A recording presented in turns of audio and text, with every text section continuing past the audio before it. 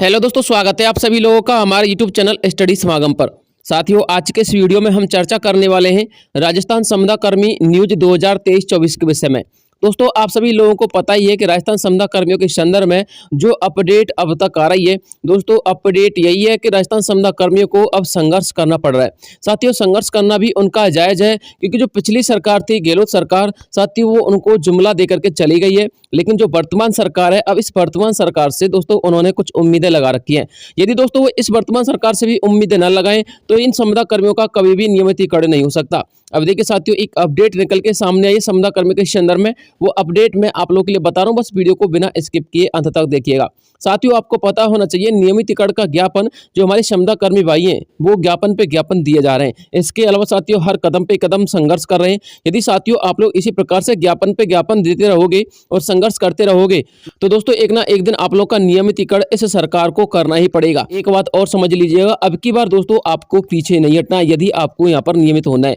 इसके अलावा साथियों मैं आपको बताना चाहूंगा, जो 9 वर्ष वाले कैंडिडेट है, 15 वर्ष वाले कैंडिडेट है, जिनका अनुभव इतना हो चुका है, सुप्रीम कोर्ट के आदेश के अनुसार उनका नियमितीकरण हो जाना चाहिए। तो दोस्तों अब उनका रिव्यू होने वाला है। ये हमारे सीएम भजनलाल शर्मा जी के आदेश आए हैं कि जितने भी 6 महीने की कार्य प्रणाली रही है अपने अशोक गहलोत जी की, उसका रिव्यू करेंगे। उसके बाद उस कार्य प्रणाली को आगे बढ़ाएंगे, यानी कि आगे संचालन करेंगे। अब देखिए साथियों, आप लोग का जो नियमितीकरण के संबंध में ज्ञापन दे रहे हैं कैंडिडेट, वो कहां से दे रहे हैं, इसका एक अपडेट निकल के सामने आए। पहले वो अपडेट देख लीजिएगा। उसके बाद दोस्तों मैं आपको इन बिंदु पे चर्चा करूंगा कि 5 वर्ष वाले जो कैंडिडेट हैं, जिनको 5 वर्ष अनुभव हो चुका है, अब उनको सतर्क रहने की जरूरत क्यों है और जल्दी होगा नियमितीकरण। शमशेर खां की एक प्रतिक्रिया और सामने आई है, वो भी मैं आपको बता दूंगा, ठीक है ना। और इसके अलावा साथियों मदरसा पैरा टीचर्स, मनरेगा कर्मी, पंचायत सहायक शिक्षक, विद्यालय सहायक, ये सभी धरने पर बैठे हुए हैं। साथियों ज्ञापन पे ज्ञापन दे रहे हैं। उसी का साथियों मैं आपको अभी एक स्क्रीनशॉट दिखा देता हूं। एक साथियों दैनिक भास्कर का न्यूज में आप लोगों के सामने दिखा देता हूं। उसके बाद एक दूसरी पत्रिका साथियों उसके समय भी अपडेट है, उसको भी देख लीजिएगा।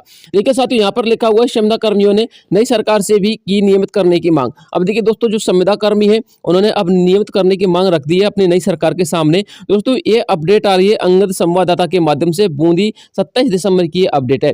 प्रदेश भर में पिछले 15 वर्षों से कार्यरत 27,000 विद्यार्थी मित्र पंचायत सहायक संविदा कर्मी जो वर्तमान में पंचायत सहायक शिक्षक, विद्यालय सहायकों के पद पर कार्यरत हैं।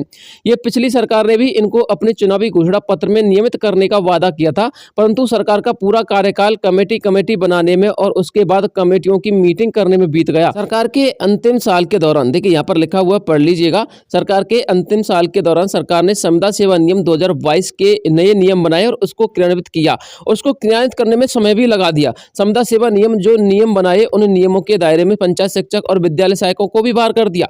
यानी कि चल मान के चलिए उन्होंने 2022 के जो क्रियान्वित नियम बनाए थे संविदा सेवा नियम, दोस्तों उन संविदा सेवा नियमों में जो सबसे पहले होने चाहिए थे विद्यालय सहायक और पंचायत सहायक शिक्षक, उनको दोस्तों उन्होंने आउट कर दिया। और उसके बाद जो बकाया संविदा कर्मी थे अन्य विभागों के, दोस्तों उनको उन्होंने क्या कर लिया, इन कर लिया। इसके अलावा साथियों पंचायत सहायक शिक्षक और विद्यालय सहायकों ने आगे इसके बारे में लिखा है कि पंचायत सहायक शिक्षक और विद्यालय सहायकों को बाहर कर दिया, जिससे नियमित होने का सपना अधूरा रह गया।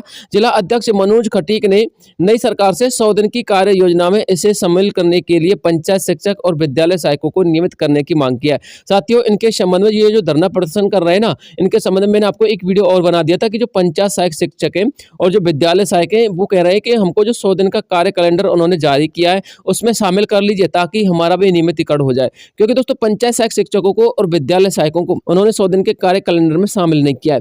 इसके अलावा साथियों यहाँ पर लिखा हुआ है नियमितीकरण की आवाज को किया बुलंद, सौंपे गए ज्ञापन।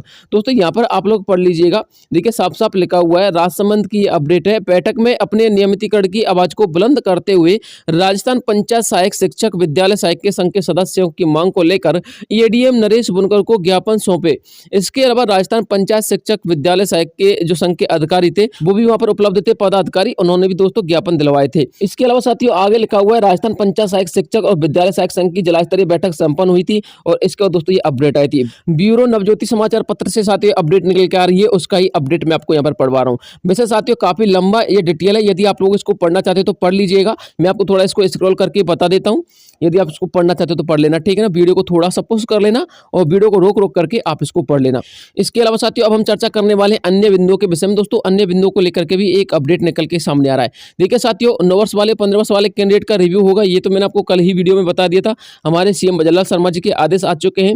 इसके अलावा जो 5 वर्ष वाले कैंडिडेट हैं अब उनको सतर्क रहने की जरूरत है, क्योंकि साथियों जो 10,528 क्षमता कर्मी है उनका नियमितीकरण होना तो तय है।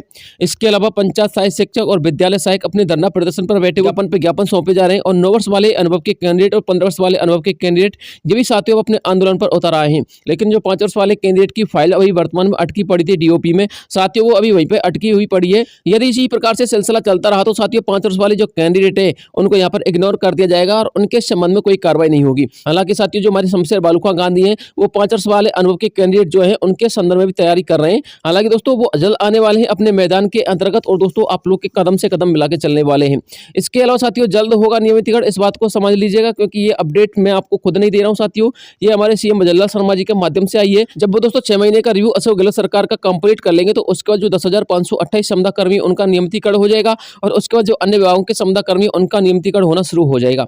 उसके बाद साथ ही बात करते हैं शमशेर खां की प्रतिक्रिया। तो साथियों शमशेर बालूका की प्रतिक्रिया यही है कि वो जल्द से जल्द आप लोग के कदम से कदम मिलाने वाले हैं और दोस्तों जो उनकी कार्यकारिणी है वो दोस्तों आप लोग के संदर्भ में काम करने वाली है। आप लोग निश्चिंत रहिएगा और इसी प्रकार से ज्ञापन पे ज्ञापन दीजिएगा।